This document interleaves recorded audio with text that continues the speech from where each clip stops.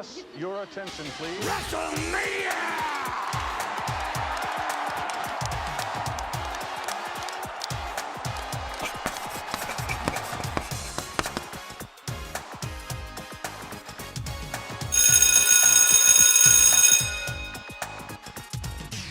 Attention everybody, quiet down. It is a very large class this week. 93,000 of you are in attendance. Allegedly. Welcome to the Classic Match Classroom. I am your professor, Tyler Wolf. I am joined as always by the prodigy, Anthony the Dragon Cerulli. What's going on, big guy? Oh yeah, ClassRoomMania starting off the only way we know how. And it's with the Macho Man, Randy Savage. Oh yeah, I'm excited for this month. It's ClassRoomMania. Let's get hype. So does that mean that I'm Ricky Steamboat then? Hold on, I got this. Ready? Okay. Did I nail that or what? I have a broken larynx. Spot on. Well, as you guys can see, we are definitely in WrestleMania season, full steam ahead. WrestleMania 3. Some people consider this to be one of the greatest matches in the history of professional wrestling, one of the greatest Intercontinental title matches of all time. We will run through the whole thing this week. WrestleMania 3, we're taking it to the Pontiac Silverdome, the Macho Man Randy Savage, and Ricky the Dragon Steamboat. Anthony, what do you know about this match going into this program? Well, I know all the hype around it, and everyone calls it the greatest match of all time. I think it's interesting that people consider this to be the greatest match of all time, but honestly, I've seen more of the main event, and I've seen more of that whole feud between Hogan and Andre than I have any of this. I've seen little bits and pieces. You know, they're the iconic shots of the, just the screenshots of, Steamboat holding up Savage and all these different things, but I've never gone in and watched the entirety of this match, and nor did I know that there was a full story behind it, albeit maybe a simple one, but here we are with a full story ahead of us to dissect, and we're about to talk about one of the greatest matches of all time. But do we think it is? There's only one way to find out. Well, I think it's time to get into this. What do you think? Ring the bell, because class is in session. Dig it. We're going to go right back to Superstars of Wrestling here, man. And it's a one-on-one match and something you didn't see a lot at this time period between the Macho Man and Ricky the Dragon Steamboat. And Jesse Ventura, right off the get-go, is putting over how he can't believe that this match is on TV and how lucky that we are to be seeing a match like this on TV. Really made it feel like it was something of a really big deal right off the get-go, eh? Totally. I was very surprised when I saw that this was the first segment that we were going to get into. But albeit, I was happy that it was, because it gives you a little taste of what you're going to see going forward. Not to quote 2.0 or anything, but you get a little taste. Ricky Steamboat's arm drags are a thing of beauty. Wow, man. Like, totally. Wow. Wow. Like, just beautiful. I love how Steamboat, like, slows the pace down. Mm-hmm. And then he will pick the pace up, and then slow it down again. Like, really frustrating the Macho Man in that. Great back and forth action. I thought the ref took a great bump in this as well. He really got wiped out. Mm-hmm. Savage goes on the top rope. He nails the double axe handle to the outside, and Steamboat hits his throat on the guardrail. And Steamboat is just in so much agony. He's gasping at his throat. It looks like he's having a hard time breathing. So Savage, gets the count out win here. And then the post-match, he's like, well, let's finish what I started here by accident. Picks up the ring bell off the top rope, drives it into Steamboat's throat, and Vince is in the background going, he might have swallowed his tongue. And Jesse's going, no, Vince, you can see his tongue is out of his mouth. I thought they were hilarious here. Vince was fantastic. What do you think of this? What do you think of this angle here? Oh, it was perfect. It was the perfect way to start off this feud, because there's so much going into this, and you needed that one little instance for Steamboat to really come back towards WrestleMania 3 and have a reason to go at Savage, with as much intensity as he did. I think the match was really, like I said, a taste of what you were going to get for WrestleMania 3, because there were so many beautiful spots here, a lot of great moves, a lot of great selling for each other as well, especially on Steamboat's end. He really made all of Savage's moves look phenomenal. And I do also want to say that the commentary work of Vince and Jesse Ventura should be mentioned, especially even telling the story. And that becomes a trend throughout this entirety of this feud, is that Vince and Ventura do a great job, and Monsoon do a great job in really taking what we see and breaking it down as far as what you need to know going forward. Especially a little detail like Vince, as Steamboat is being carted out on the stretcher, Vince even says something like, he shouldn't be laying there, he's trying to catch his breath. Little things like that really get the fans brain juices flowing and kind of think, where's the story going to go, what's going on with Steamboat. So all of this was a beautiful way to start off this feud. Yeah, I couldn't agree with you more. I really like feuds that start like this. It started with a normal match for the IC title, which Steamboat had earned, which was, presented as a big deal on TV. And then they shot an angle within the match, count out finish, which is fine. You're on TV here, especially in this time period when they're only doing 2-3 pay-per-views. They only had 2 pay-per-views at this time going. No, WrestleMania, that was it. They only had WrestleMania as their pay-per-view at this time period. Survivor Series would debut later this year. Right. And then SummerSlam would debut the following year in 1988, right? So if you're building up to this big show, you need to shoot an angle for it. You have all this TV time to use. You didn't get these guys polluted every week on TV. I love it, man. I love the space on this. I love shooting an angle within a match on TV. Totally. And then, of course, the post-match. Bruno Sammartino is just absolutely sickened by the Macho Man, Randy Savage. Ricky Steamboat has been taken to the hospital by ambulance. He was in agony. His breathing is terrible, even though he had this tube down his throat. All of his friends were back here when we're waiting for further news, further report. It was one of the most devastating things I've ever seen. No excuse in the world for it. There was no reason by this slime, the so-called champion, to have... Hospital yet? What's the update? Tell me, man.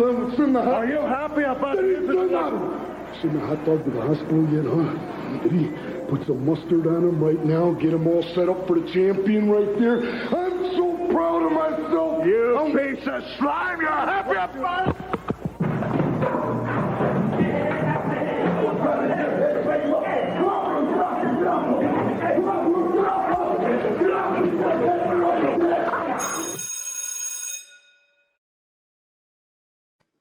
Yo, piece of slime. Put some mustard on him. This was so awesome. I loved Bruno. What do you think about this weird little twist in the feud here? Just, it doesn't add anything, but like, so good to see Bruno getting in a physical especially since this is, well out of Bruno's prime. He was doing the commentary work, and even as I could see, some backstage work. So to see him just get a little feisty with Macho Man was a really fun little angle here. So I will tell you, this did not end here between these two. This actually set up a really big run of house show matches between these guys. Really? I like to hear that, because I know that Bruno did a little of wrestling towards the end of his career. So it's great to see that it was with someone that he sets up a feud with going forward. Yeah, and this is smart too, because you've got Steamboat off of TV selling this injury, and so he's not working the house shows either. And Savage needs somebody to work on the house shows, so why not put in a proven draw like Bruno? And they drew good houses together. They did I think they did about 2 runs of house shows loops together. I think the first one would always end with a non-finish, and then I think they went to lumberjack matches after that. So were they usually the main event, or would they be just like within the card? I think they were like pretty hyped in the main event. I know they did really well in Boston. I know they did really well in Pittsburgh, where Bruno's from, and I don't know if they did a run in New York or not as well, but I know Boston and Pittsburgh, they both drew really big houses on this little run here. Cool. So now, of course, we get to my favorite, the event centers. You guys know that I love me a good event center. Mean Gene Okerlund is going to talk to Ricky Steamboat's wife. Well, Gene, it's a tragedy that we're trying to deal with the best that we can right now. It's not an easy one to take care of. I know it's a very delicate subject for us to discuss, but it has been brought up. What about the possible retirement of your husband? Well, that too is a possibility. Of course, I'd like to have him home more, and he is considering it himself.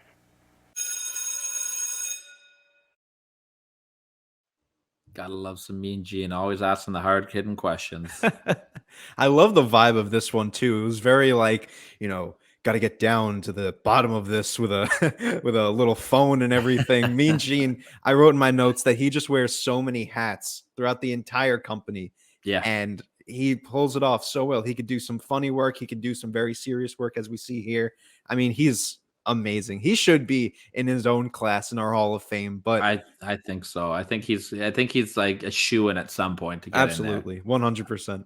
We get the update from Mean Gene that Ricky Steamboat has suffered an injury to his larynx, which the official injury they say is a crushed larynx, is what they went with throughout this feud. Yep. And it could be career threatening. Of course, Ricky's wife is very upset, very angry at the Macho Man.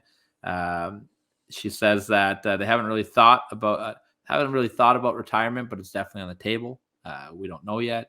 I thought this was a nice little touch, a good way to add another layer to the feud, not only by showing a personal side of how this is affecting Steamboat's home life, but also Steamboat can't talk right now. Right. So he needs somebody to speak on his behalf. So why not get his wife? I thought this was really smart. I made the injury a little bit more realistic and believable. Yeah, absolutely. I love the realism that's added here. And I think that becomes a trend throughout the classroom, is that whenever there's a sense of realism within wrestling, it just makes it 10 times better, because it makes it more of a connection to the audience. Someone like me who wasn't even born or even a thought in, this age, I can still relate to this because it's kind of drawing that sense of realism from the story. So yeah, I thought this was a perfect way. And it does, I like that they're kind of hiding, well, not really hiding, but making up for the fact that, Steamboat's off TV, he can't speak. So they're doing things like, putting Bruno against Macho Man in the house shows, or, making his wife speak on behalf of him. I love all this story going into it, because it makes you really want to see Steamboat say something about Savage, or eventually go up against him in a match. So this is all really good storytelling here. Yeah, and then they've got time to kill the Mania, and they're really making the most of it. You know what I mean? And Mean Gene putting on another hat here. He's taking a trip to the doctor's office. He's going to talk to Dr. Bob. Bob Popovich. He is the chief physician for the World Wrestling Federation. And, Doctor, I want to confront you with a complete assessment of the recent injury to Ricky the Dragon Steamboat at the hands of Macho Man Randy Savage. Well, Gene, Ricky sustained a crushed larynx in this accident that occurred. There's no knowledge at this time about the extent of the injuries. He's able to breathe at this time. However, he does not have his voice and may require some speech therapy as time goes on. My concern at this time is whether his wrestling career is finished or not. Anthony, I'm not sure if I were to walk into a doctor's office and I saw Dr. Bob with that mustache and curly hair ask me to take a deep breath, if I would be interested in doing something like that. Only in the WWF. Only in 1987, like Dr. Bob. Dr. Bob is very concerned about Ricky Steamboat, as you just heard there. He can breathe on his own, cannot talk, but he's not sure if he will ever wrestle again. Mean Gene, what a trooper, getting in the car and driving all the way out to the doctor's office. I do actually want to say that on top of, them kind of, shadowing and, hiding Steamboat for a while they make up for the fact that he can't wrestle. I also love that they're doing all of this and really hyping it up, because it makes Steamboat feel important. It makes him feel like a star. The fact that he's off TV, people are speaking on behalf of him. It's building up that hype, but it's also making people want to say, well, I want to see Steamboat back in the ring, and I wanted to beat the hell out of Savage. So that just makes him so much more important. It's giving him a presence while not being on TV. So far, this is a great story. Yeah, and we're going to keep the story rolling here. We got the Macho Man in action going up against, did you get the name? SD Jones. SD Jones. Pop quiz for you, sir. Uh-oh. Okay. SD Jones was in WrestleMania 1. Mm-hmm. Who did he fight? King Kong Bundy in what they call the shortest match of all time, although it was like 9 seconds? Yeah, 9 seconds. That was probably more like 12. Yeah. But right. All right, good job. Had to throw a little wrestle. It's WrestleMania month. Had to hit the WrestleMania trivia question. Very true. I saw SD Jones and I was like, I gotta be ready for this one. We get pre-recorded comments from Savage as he makes his entrance. I love these little things up in the corner. What do you think about these little corner boxes that you see? Yeah, they splice them in every now and then on, even both WWE and AEW, but I would love to see these more often. Mm-hmm. I think especially within these squash matches and enhancement talent matches, I think it's really important for the commentators and for these promos to really pick up the lack of story that's being presented during these matches, because obviously, like, it's just Savage getting a win here. Like, no one really cares. But when you give a reason to stay invested in the story and you allow voices like Vince and Jesse Ventura to keep that story growing, even with such a minor match like this, that's the whole reason to do enhancement talent matches. I think we've talked about this on the show before, that you really need to have that strong commentary team to keep it going. And especially you need strong voices like Macho Man to, even during, just an entrance, to still elevate it with a promo that's previously recorded. I also like to even take that point a little bit further, there is Macho Man has done something terrible, and he's just like this cocky guy about it. He's just so full of himself. Ooh, I took out Steamboat. His demeanor, the way he's walking, the way he's talking. I really like seeing the heel be the heel there. And like you said, Vince and Jesse are just telling this great story while Macho's doing his work in the ring. Absolutely. And of course, we go back to the greatest storyteller of all time. Mean Gene has now gotten on an airplane and flown all the way to Ricky Steamboat's house for a meeting with Ricky Steamboat's wife. He's everywhere. Understand. Well, Gene, I'm not only distraught and despondent, I'm angry. I mean, Rick really had to suffer over this injury. There are many of those here in the World Wrestling Federation that contend that the injury suffered by your husband at the hands of Macho Man Randy Savage, many say it was totally intentional. Well, Gene, of course it was intentional. He jumped from the top rope. He crushed Rick's throat. I mean, he didn't have any reason to attack Rick that way. I just don't have anything but hatred for that man. Well, Gene. Every time I heard this, all I could think about was Michael Scott in The Office. Hello, this is your girlfriend, and I'm mad at you. That's all I could hear.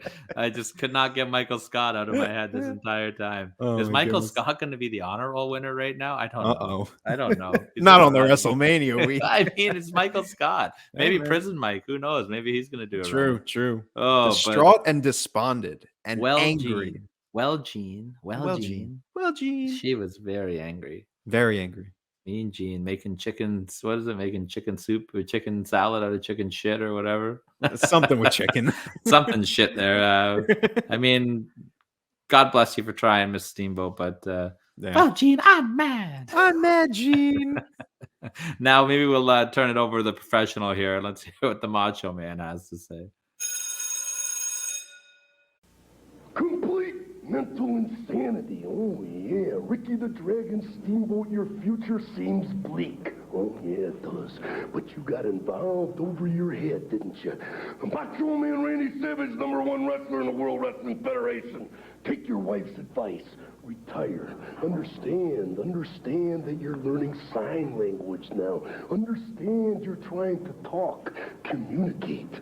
2 more signs that maybe you can add to your repertoire.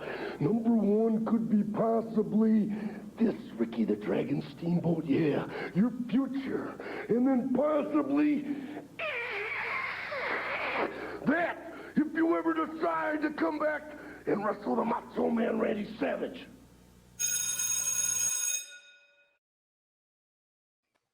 I'll tell you, this feud has got Lucy the cat so excited. The words of the Macho Man getting a run in here. Lucy's trying to learn some sign language, it seems. She's just trying to learn some sign. I think she's heard that noise and it's like, what the hell's going on over here? We talk about being in the classroom. I don't know if I would ever want to take a lesson from Macho Man, especially in sign language, because if I'm going to be learning this and who knows what a sign language class with the Macho Man would look like. I mean, it's almost as good as having a cup of coffee with him, but am I foreshadowing? I don't know. A little foreshadowing there. I don't know. I like how Savage says, listen to your wife and retire. Stringing on those, the old family strings again. Pretty much just saying Savage is going to kill him if they fight again. Yeah. And Gene says that, Savage hasn't heard the latest update from Dr. Bob, though. And Dr. Bob just kind of filling us in, saying that Steamboat's doing better. Dr. Bob's working some magic over here, man. He wants to get Steamboat to WrestleMania. It's the power of the stash. I gotta say though, the next part here with Ricky Steamboat trying to speak Oh boy. it's so awkward. It's bad. It's Steamboat, like he's like talking normal, and then all of a sudden he's like, "Hello, this is Ricky Steamboat." Ha, ha, and he just starts making these weird noises. Like I don't get this one. I don't know, man. Same thing. He's at home cutting a promo. It's just not great. Steamboat's promo work here, I gotta say, it's not great. Savage, I want you listening up now. I'm talking to you. You are a priority in my career right now. Before the end comes, you will have suffered.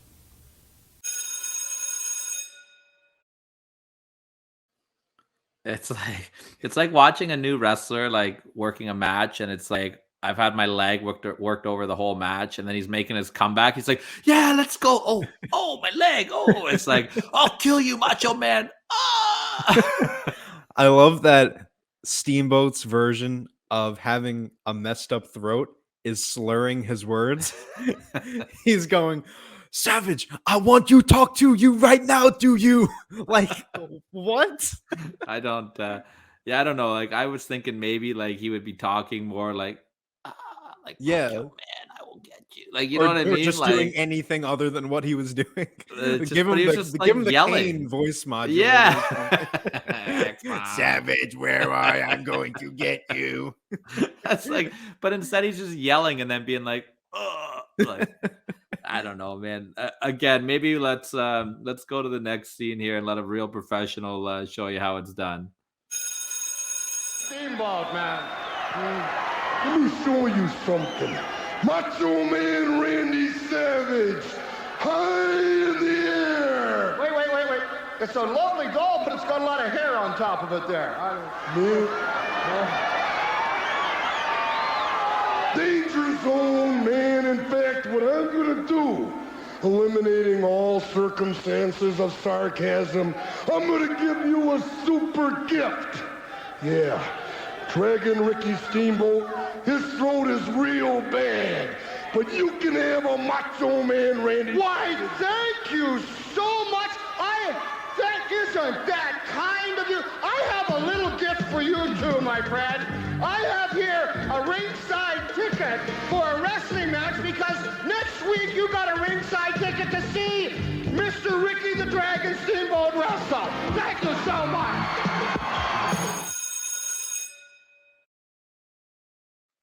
I don't know if this was to push the match or to push the action figures, but I love it, man. Give me Piper all day long.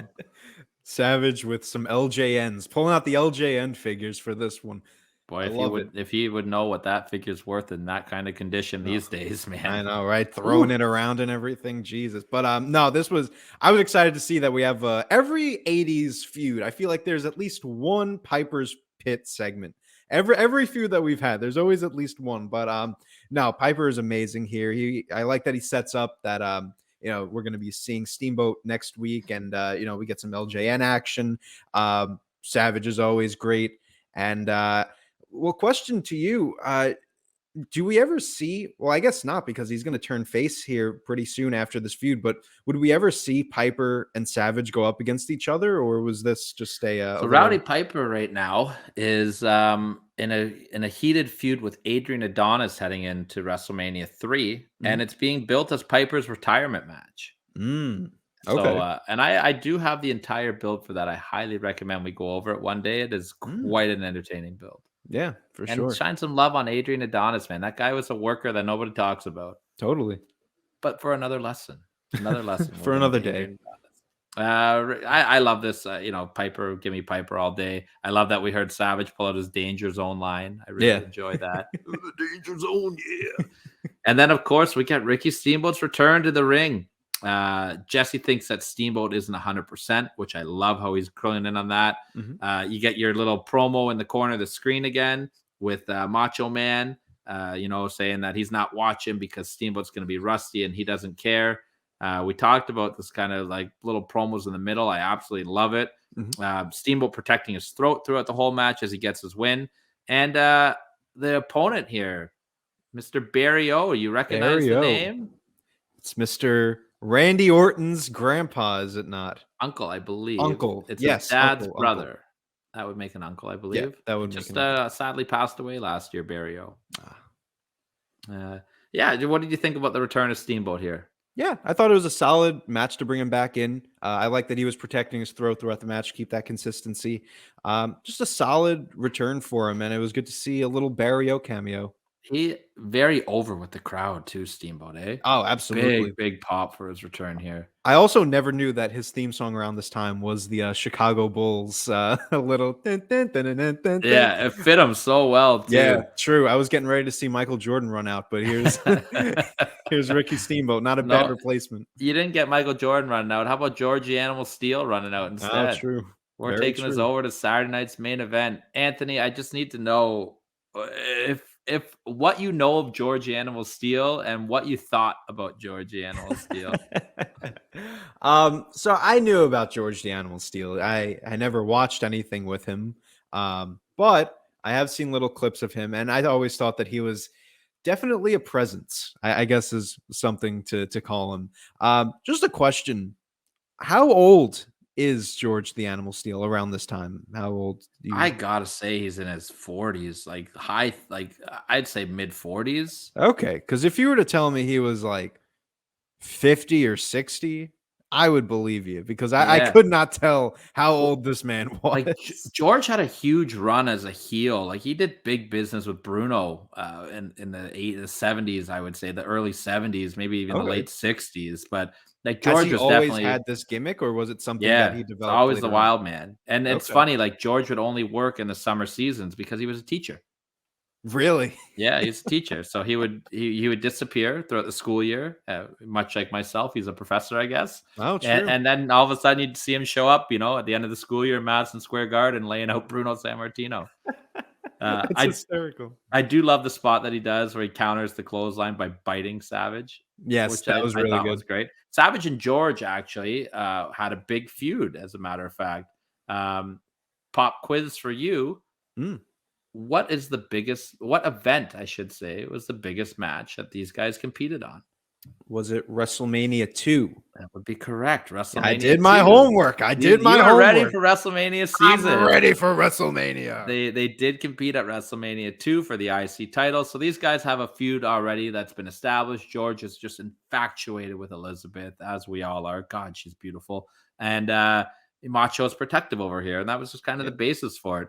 So was this like a big thing to see a WrestleMania rematch around this time, or was it just an average match here? Yeah, well, these guys this was like at the very end of their feud, obviously. Like their feud had fizzled out a lot by here because it'd been over a year. I think this was just kind of like throw this match on Saturday night's main event because they have a history. True. Because they're going to intertwine Steamboat in here with the post-match, right? Right. Where we get Savage looking to do the same thing to Steamboat with the ring bell, to Steel with the ring bell, and Steamboat runs out and makes the save. They also shot another little angle. I couldn't find the full clip of it, and I don't know what event it is, but it's around this time where George Steele actually picks up Elizabeth and carries her to the back. I think you see that in one of the video packages leading up to the event, and Steamboat's like stopping Macho from getting her. Right.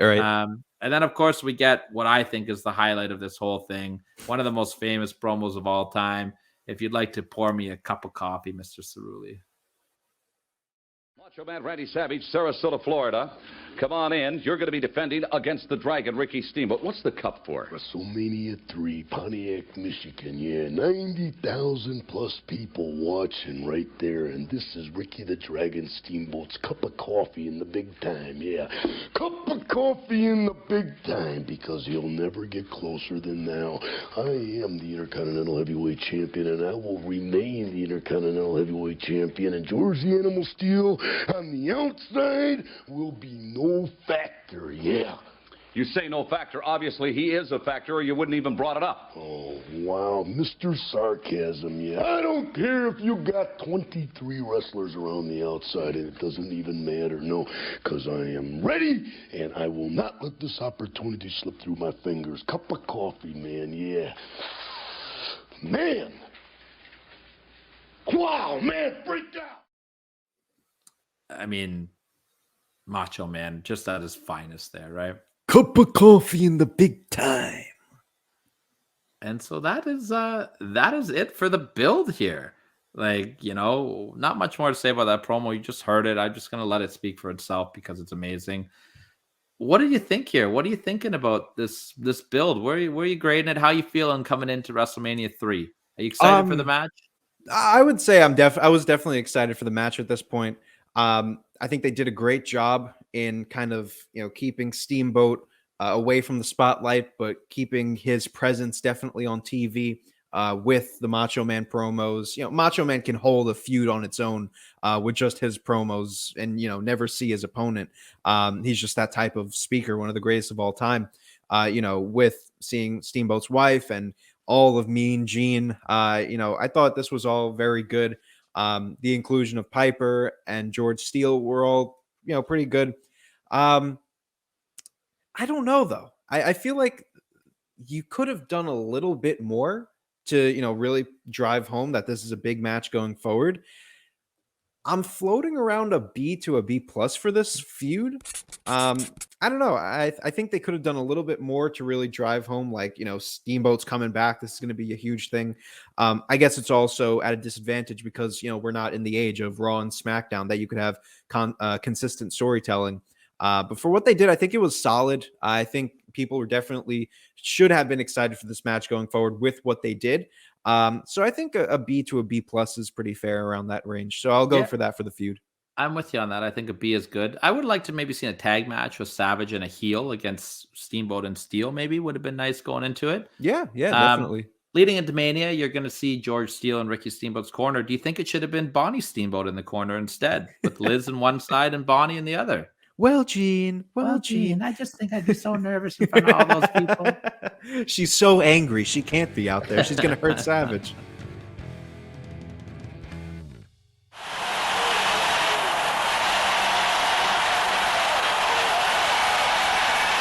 And welcome to WrestleMania 3!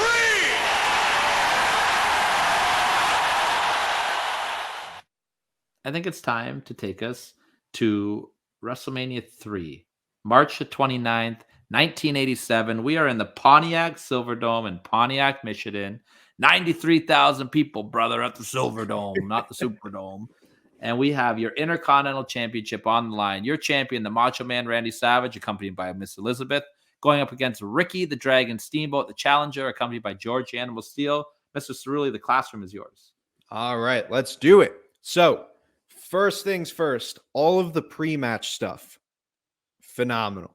Be it the promos, especially Steamboat's promo, which, you know what? We don't really do this during the match, but I just want to play Steamboat's promo. Just let it play out, and then we'll come back to us. All right, Ricky the Dragon Steamboat, somewhat special. George the Animal Steele in your corner. However, in my opinion, this could be your last shot at Randy Savage and the Intercontinental title. My last opportunity. Randy Savage, the day has finally come. The minutes, the seconds, we have reached our moment. As you and I climb into the ring, we clash like two titans.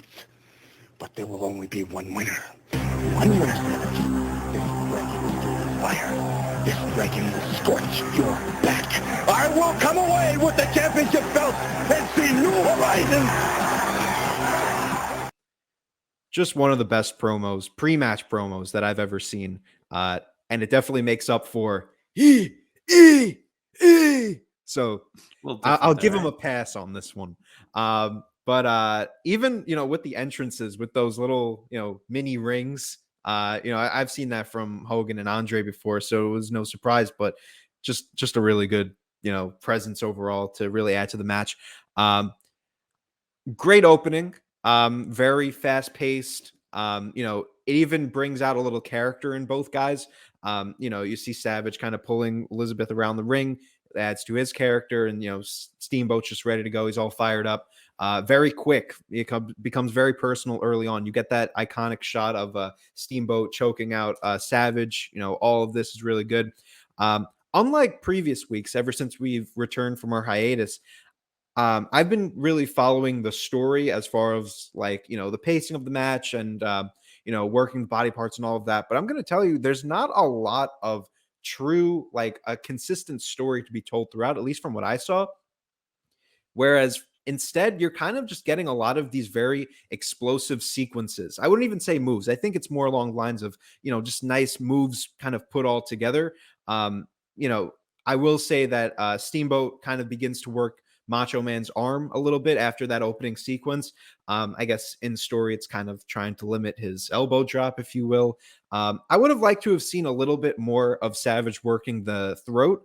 But I will say that, similar to my point earlier on in the episode, commentary does a phenomenal job in filling in those gaps, especially in the point where they talk about why Savage didn't go for the neck earlier on. I think he does a move to hurt his throat.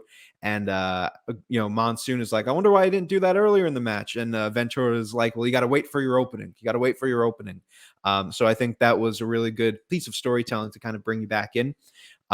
Crowd is electric. I mean, of course they're going to be. There's 93,000 people apparently. So, I would assume some of them are excited for this match. Just, really fun stuff here. Like I said, you're not really going to see working the body parts or whatever. And you get a really quick opening. So we're right in it. Very short match too, I must say. I don't think they went over 15 minutes on this one. I don't think it was right around that time period. Right. So, so you really had to put everything in, but I think they did it really phenomenally. You got a nice reverse Irish whip into a crossbody from Macho Man. I believe it was Steamboat goes for an Irish whip first. Macho reverses it into his own, and then Steamboat does just a big crossbody. I thought that was beautiful. I get around halfway into this match, and things just really start to get quick very fast.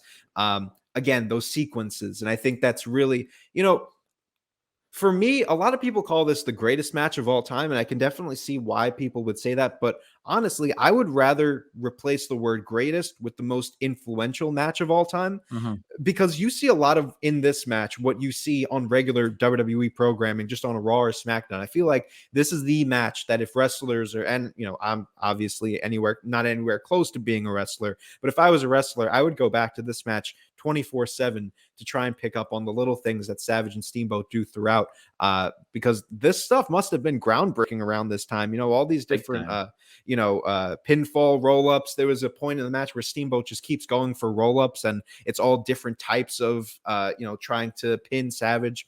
I thought all of this was really amazing. I think they did like 22 of them, I think is what the count was. Was it really? Wow. Something up there like that, yeah.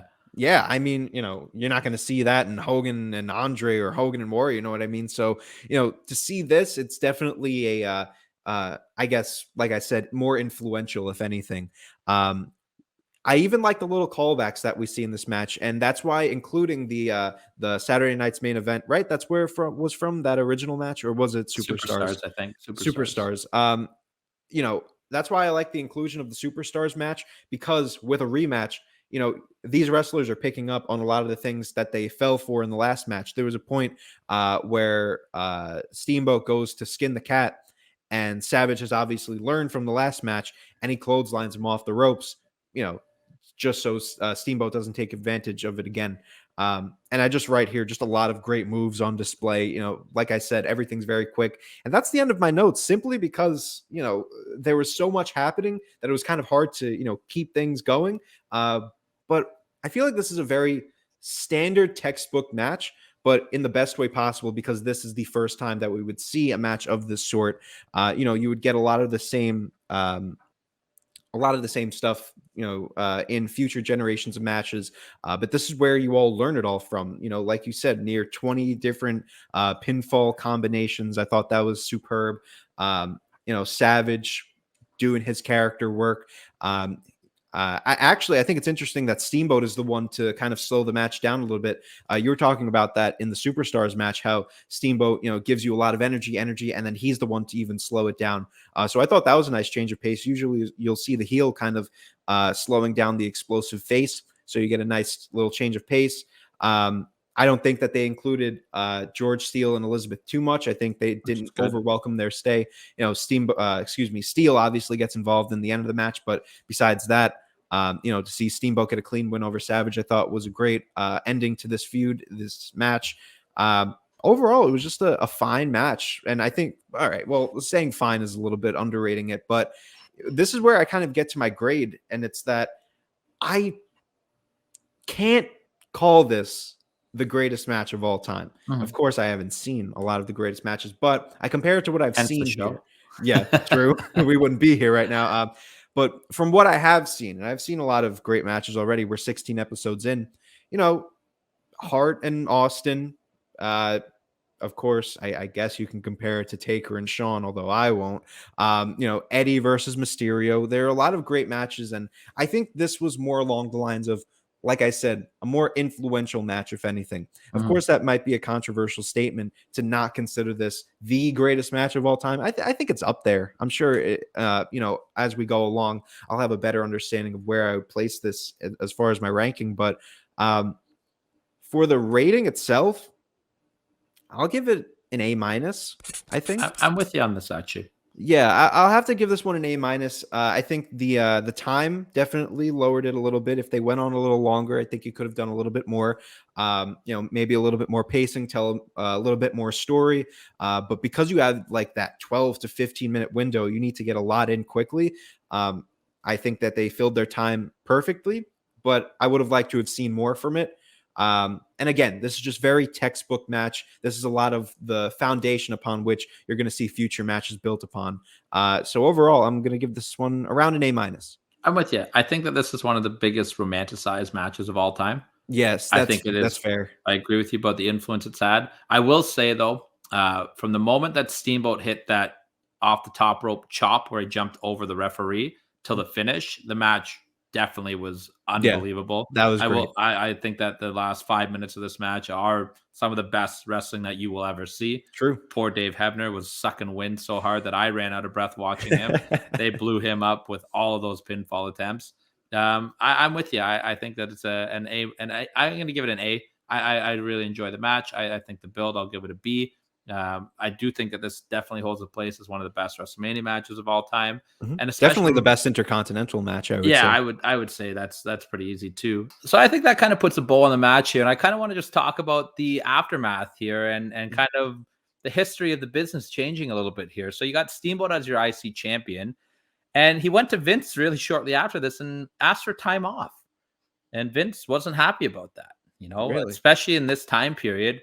You're working 300 plus days a year. Steamboat was about to have a child, wanted to be at home with the family a little bit. And Vince didn't want that. So he said, I'm taking the belt off you. We need to have the champion on the road. Fast forward to Buffalo. Ricky Steamboat is supposed to drop the belt to the natural Butch Reed, who no-showed the event. Oh. Cue the Honky Tonk Man. Oh, okay. And that's how the Honky Tonk Man got his IC title run. Wow.